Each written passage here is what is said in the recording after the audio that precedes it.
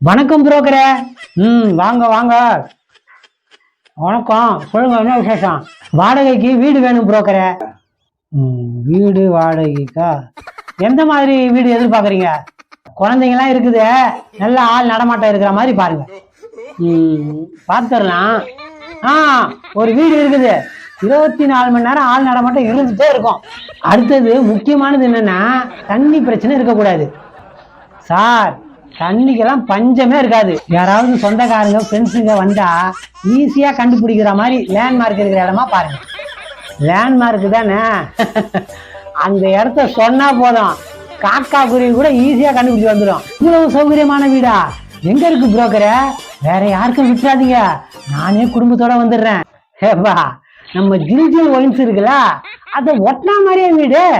போயா அசல் கோளாறு, உங்ககிட்ட போய் வீடு பார்க்க சொன்ன பாரு. ஏப்பா, நீ தானப்பா கேட்ட 24 மணி நேரம் ஆள் நடமாட்டம் இருந்துட்டே இருக்கணும், சொந்தக்காரங்க வந்தா ஈஸியா கண்டுபிடிக்கணும். தீபாவளி பொங்கல்னு விசேஷமான நாட்கள்ல மாமா மச்செல்லாம் வருவாங்க. தண்ணிக்கெல்லாம் எந்த பிரச்சனையுமே இல்லை, ஜன்னல் வழியாவே சரக்கு வாங்கிக்கலாம். நைட்டு 12 மணி ஆனா கூட சட்டரை தூக்கிட்டு கை நீட்டுனா சரக்கு கொடுக்க போறான். இவ்வளோ வசதியான வீட்டை போய் வேணாங்கறிய, உழைக்க தெரியாத பிள்ளையா இருக்க. உனக்கு ஒரு கும்பிடு, உன் வீட்டுக்கு ஒரு கும்பிடு.